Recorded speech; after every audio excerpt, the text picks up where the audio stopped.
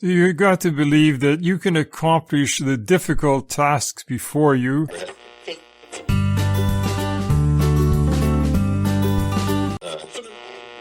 We had tragedies in our family.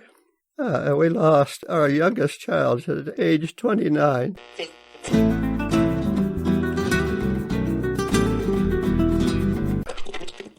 Perhaps learning to think outside the box. School isn't rote anymore, is it?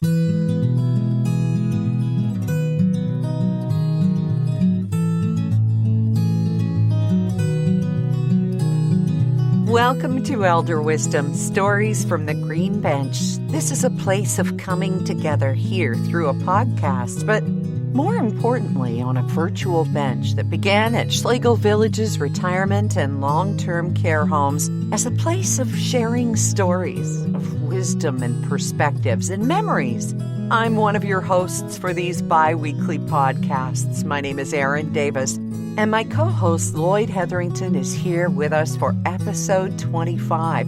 Now, every one of these episodes you can find at elderwisdom.ca is special, but all with the common thread of connection. And today we bring a father and daughter together to share stories. Joining me on the green bench, as always, I'm so lucky, is my 86-year-old co-host Lloyd. He's a Schlegel Village's resident, a dad, a grandfather, widower, and retired leader and educator. Most of all, though, Lloyd is a great listener and storyteller. Today we're going to take you back through the 20th century thanks to a man who has lived through a great part of it. Ross Morton, who is 96, resides at the village of Arbor Trails in Guelph, and he's accompanied by his daughter Mavis Morton. Ross is going to share with us stories of a one-room schoolhouse education and the importance of sharing one's history to his family, to his community, and ultimately to us. Well, Lloyd, we have talked here on our green bench with husbands and wives like Dennis and Patricia Bailey, our favorite comedy team and writing team, and other guests in tandem. But is this our first father-daughter combination? As far as I know, it is. Well, we're both going to have to scooch over on the bench a little bit. So go ahead. You move over, and I'll get over. All right. And there's room for all of us. Yeah, absolutely. And Ross and his daughter Mavis are here with us now. Welcome to you both. Ross, thank you for finding time to join us amid your illustrious writing career, having written 3 books now, sir. Thank you for sharing them with us. And can we talk about your books first, and then we'll talk about the contents of them? Book number 1, in chronological order, from 1997, The Life and Times of a One-Room School. Yes, that came about sort of haphazardly. Dorothy Duncan was head of the Ontario Historical Society, and we had a little committee. We didn't really know what to do. So somebody wanted to collect things and put it in the shed, and other people said, well, let's write a few articles about some of the farms. And she said, do whatever you want to do. There's no rules, and just let it flow, whatever you feel comfortable with, and don't be concerned about it. And a couple of the lads from the Hawley area, they went step by step on the farms and the previous owners and so forth, so they ended up with a book.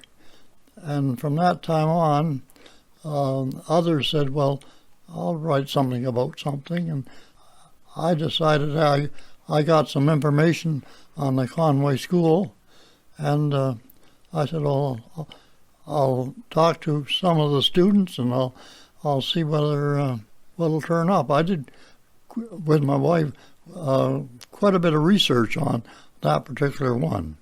And this school, which was open 1875 to 1966, in this Life and Times of a One-Room School, you tell stories of memories of Christmas concerts, schoolyard games, and practical jokes. Is there a practical joke that sort of stands out in your mind from writing that book and hearing people's stories, Ross? Well, there was one that I thought was funny. With the school, they used big blocks of wood in the basement, and that was the heating system. And Halloween was coming along, and some of the girls talked the teacher into letting them build a hallway in the basement, and they were going to have ghosts and goblins and things along the way. Mm-hmm. And the ritual would be you go in one end and follow this alleyway that you were going and come out the other. And a neighbor of ours, he was several years older than I was, and he motioned to me to follow him. And I didn't have a clue what was going to happen. And but anyway, he went to the corner of where the water fountain was and picked up a pail of water, and we went back to the window, and everything he did, I followed him. I didn't know any better.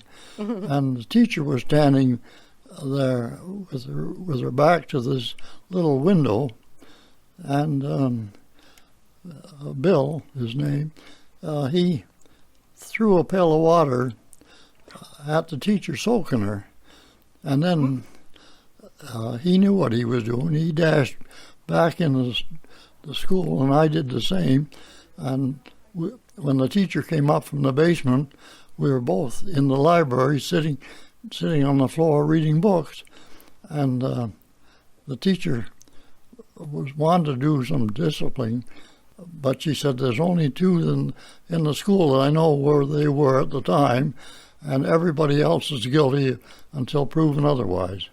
And we never did tell her what had actually happened, and we thought about it, and we thought maybe it would be better to have just forgo short-term pain for long-term punishment. So did no one get punished for that then, Ross? The teacher never found out who did it. Goodness. And we weren't about to brag about it. So now we know, right, Lloyd? Now we've got something on him all these years later. Oh, yeah. And that's his punishment, that he can't brag about it. I love the stories about the one-room schoolhouse, too. You must have taught in one-room schoolhouses as a missionary, Lloyd, surely. Actually, my only career in a one-room school was in 1955 on the shores of Lake Erie in Houghton Township. I was city-born and bred. I finished grade 13, thought I'd like teaching, but decided to try my wings first. I took a short course of 6 weeks, and after 6 weeks I was a qualified teacher.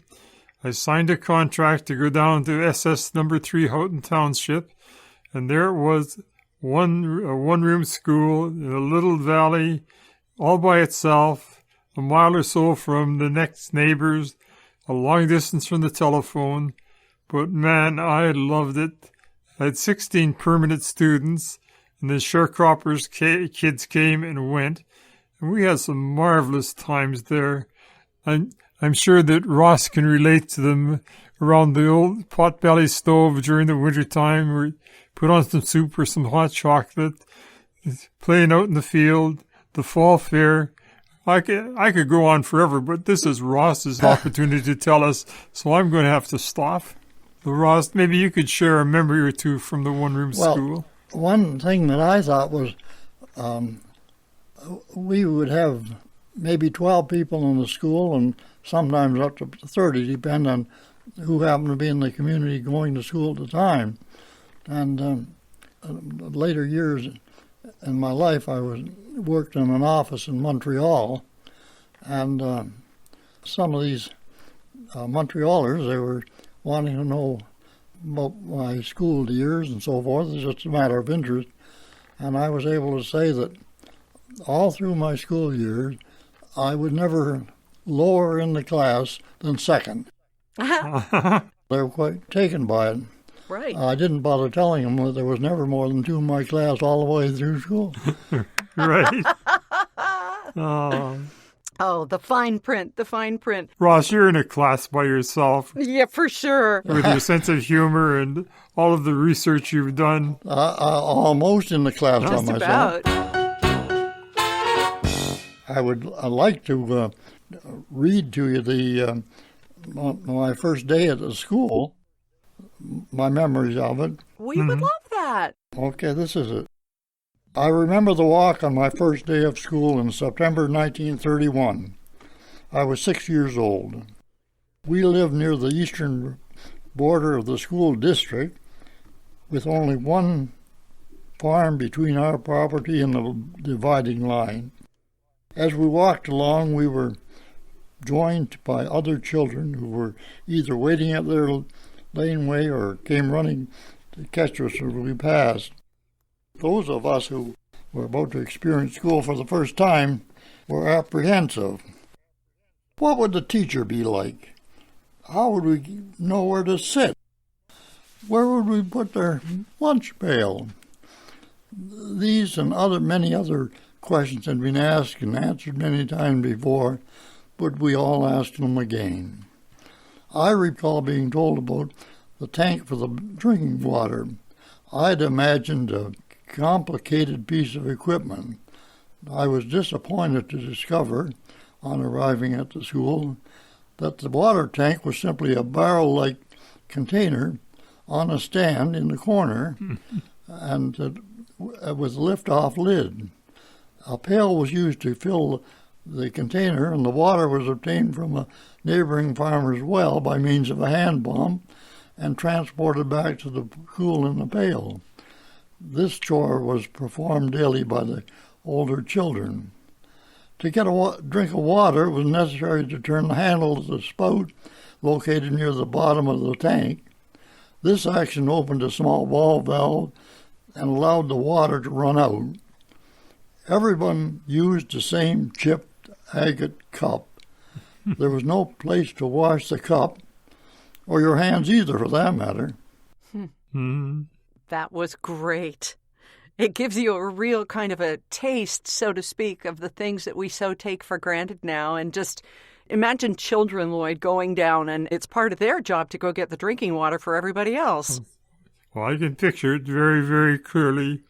We had the bucket in our one-room school, and we had a common dipper that everyone used, and no one thought twice about germs and bacteria and so on. Of course, of course. And Ross, you'll be able to tell us more about this. Was the taste of freedom that you had as a teenager, because once you moved on to high school, 15 miles away, and the roads never cleared of snow. So you were like, 14 when your parents would rent rooms for you, and other parents would do this too, and there'd be some kitchen privileges. So you were basically on your own with other kids your age in your mid-teens. That must have been a real taste of freedom. It was very difficult to get a secondary education, and many of the farm kids, if they could finish public school, that was it. My parents had rather an attractive house, and I suppose the taxes were higher on it because it was a good property. But all our family, exception of one brother, went to high school much the same as I did. And the drill was this: it was about 15 miles from our place to the town, and my parents would rent a room with what was called kitchen privileges.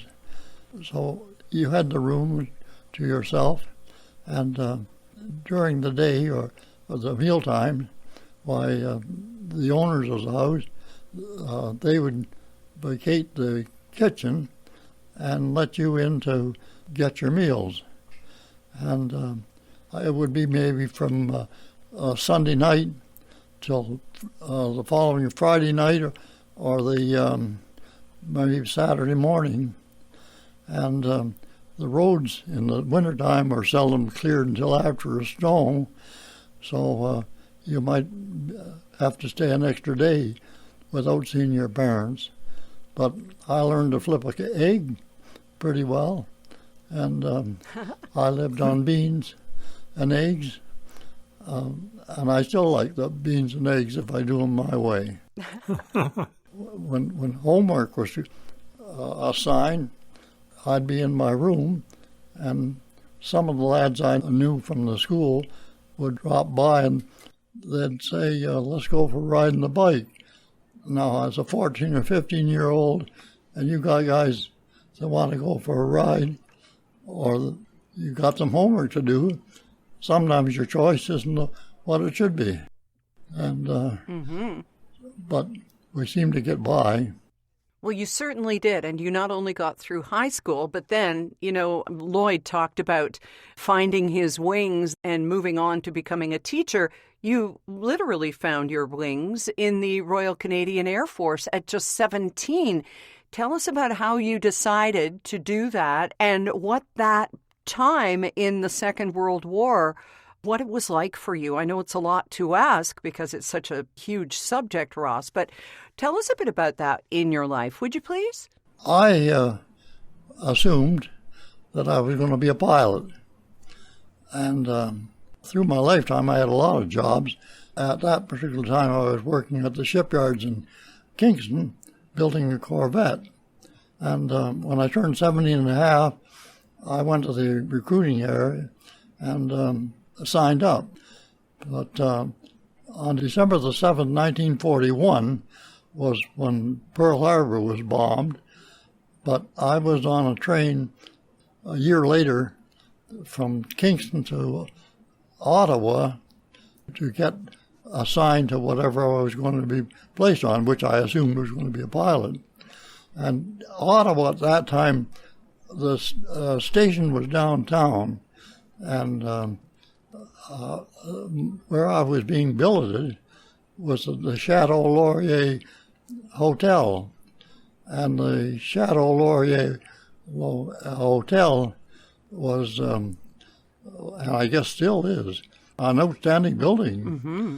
And I remember when I went in, I was in the foyer and looked around, and the thought came to mind to this little country kid who hadn't been any place. Based on what I was seeing there, the Air Force accommodation would likely be acceptable. Well, I guess so. Wow. But of course, it was just its proximity to the train station right across the street, right? Yes. So you say you thought you were going to be a pilot. What did you end up being, Ross? Well, I've been told since that it's a poor way of judging. Sitting on the floor with a little railway track extending, must have been 50 feet or so, and there was a little car on it, and there were cords on both sides, and you had to propel this little car along the track and stop it at a predetermined mark on the track. And this was to see how your depth perception was. And I was not able to hit it. Right then, they said, you can be everything else, but you can't be a pilot. If I'd have known that, I'd have joined the Navy. Wow. So what did you end up doing? I was a wireless air gunner. And I was trained at the wireless school, which is at Guelph, Ontario. They had taken over the Ontario Agriculture College. So we were trained, and we were on our way to Southeast Asia when the war ended. That's a remarkable experience. I can hardly imagine how you could hear all those dots and dashes and be able to translate that into the alphabet and recognize the words. That is a very special skill indeed. And now Ross, of course, Lloyd has used his words to write beautiful stories and tell his own autobiography. And I'm sure that his daughter Mavis has some things that she would like to share with us here today, because not only the life and times of a one-room school, but we're talking about tales from the townships. And, of course, his latest book, That Reminds Me, an autobiographical reflection.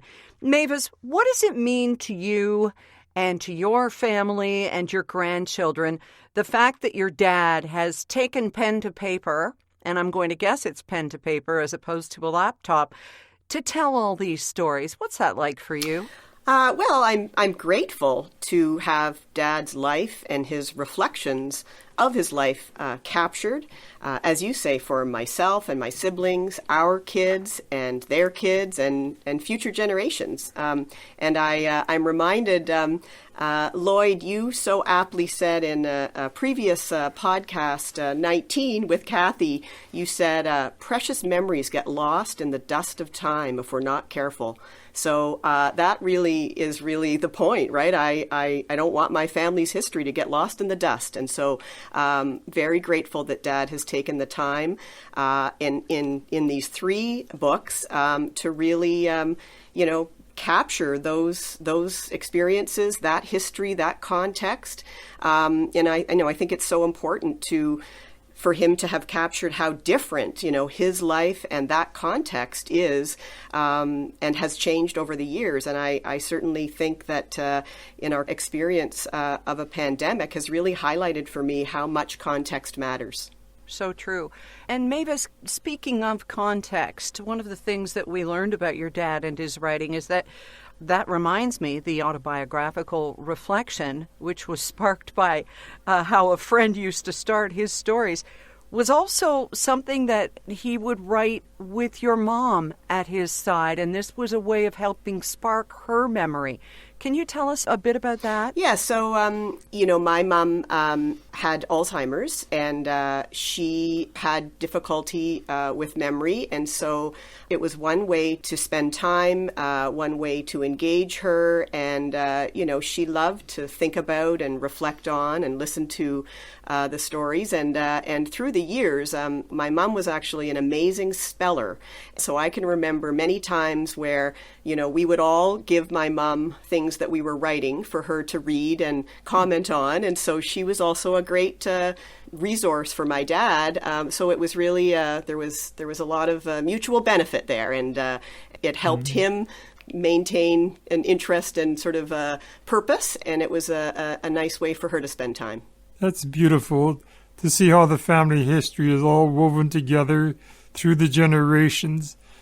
So often today the families are so fragmented, and the nuclear family is just everyone on their own without the communication and the bridge building like that. You've done an excellent job, and I hope your children are picking this tradition up as well. Well, yeah, and when reflecting in terms of thinking about Dad and his writing, I mean, from my perspective, Dad's always been a writer, and he did start maybe later in life, but from my, child perspective, he was always writing. He wrote for local papers. He wrote a piece in the Reader's Digest. He wrote letters to us on sort of a weekly basis once we moved away from home. So writing has always been a part of his life. And, we're also very grateful. His mother, my grandmother, was a poet, and we have the gift of books and books of poems that she wrote or liked and wrote in her handwriting. And so the sort of this writing tradition, I think, is sort of has been there for a while and continues. What a rich heritage. I'm sure you treasure it. Absolutely, and we just don't remember everything, and it's really nice for all of us. We just have had in our family. Dad has 2 great grandchildren that just came on the scene in this last year. So we haven't had a chance to meet them yet, although they live in Calgary, and their plan is to visit us in Guelph. But I think of those great grandchildren who will also benefit from these stories. So it's an important gift. So as we seek to know where we're going, it's good to look in the rearview mirror and see where we've come from, because that shapes who we are and the reactions that we'll have to life itself. So you have such a great view in the rearview mirror through the writings that will resonate with your family and be a guidance to you for years to come. Absolutely. And, I also think that what's really cool and interesting is, that while my dad has chosen sort of the tradition of writing historically, I think it's also pretty amazing to think of him being about 10 years old before his family even had electricity. And today he's participating in capturing some memories via a podcast. So, I think that sort of long view is pretty amazing as well. Uh-huh. Mavis, I wonder if we could end on a sort of a sweet and sour note here with your dad. I have a couple of questions for him. One of them, some great, great financial advice that came out of the hard-earned Great Depression. And coincidentally, my dad, who was born in 33, so just about the fourth year of the dirty 30s, of course, but his advice to me about a credit rating was the exact same, Ross, as the advice that you got from your dad way back when then. And I'm sure Lloyd got it too. Could you share it? Well, the thing was that never go in debt. And it played a major part of my life. I was hesitant to buy or do anything on credit, and a lot of times it would have been advantageous to make certain purchases or decisions, and I couldn't do it. All I could remember was that people lost their farms if they couldn't pay back. Yeah. It was the never, never plan, as my parents referred to it. So they steered clear of it as well. I know my parents would say, if you can't afford it today, how can you afford it tomorrow? Don't go into debt. Good point. I have to ask you, Ross, how many siblings did you have? I have 3 brothers and 2 sisters. Being the youngest of so many siblings, how did that inject humor into your life? There's quite a gap between my sister and myself. And I could tell you a little story about what can happen when you, the youngest of the family, and I used to tell them in Montreal that I didn't know my name. I thought it was Go-Get until I was 12 years old. Oh, my goodness. Thank you so much for sharing your wit, your wisdom, your memories, and your daughter Mavis with us today, Ross. We are so very grateful to you.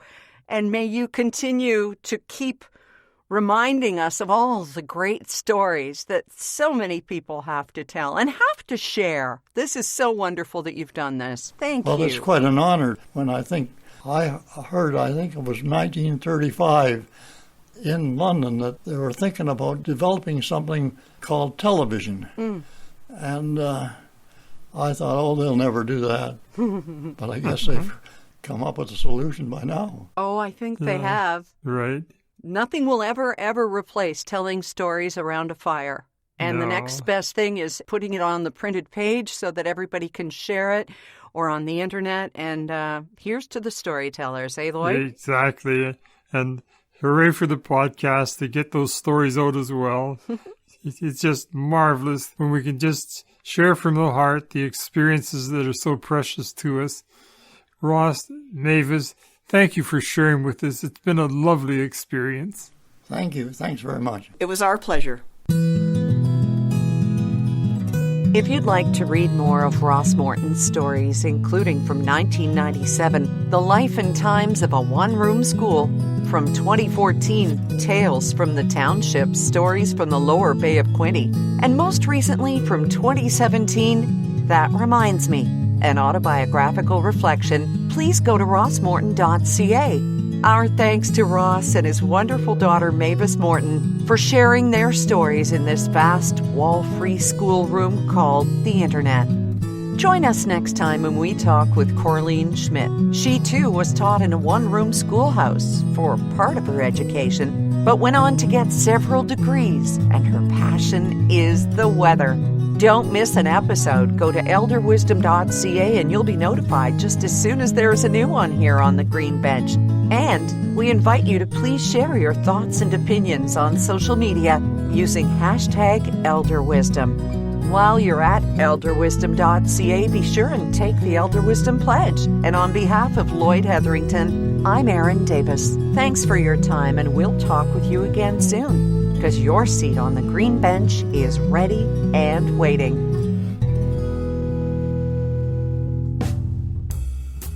Elder Wisdom, Stories from the Green Bench, is brought to you by Schlegel Villages, a complete continuum of care, offering independent living to long-term care, celebrating and honoring the wisdom of the elder. To learn more about us, please go to our website, schlegelvillages.com.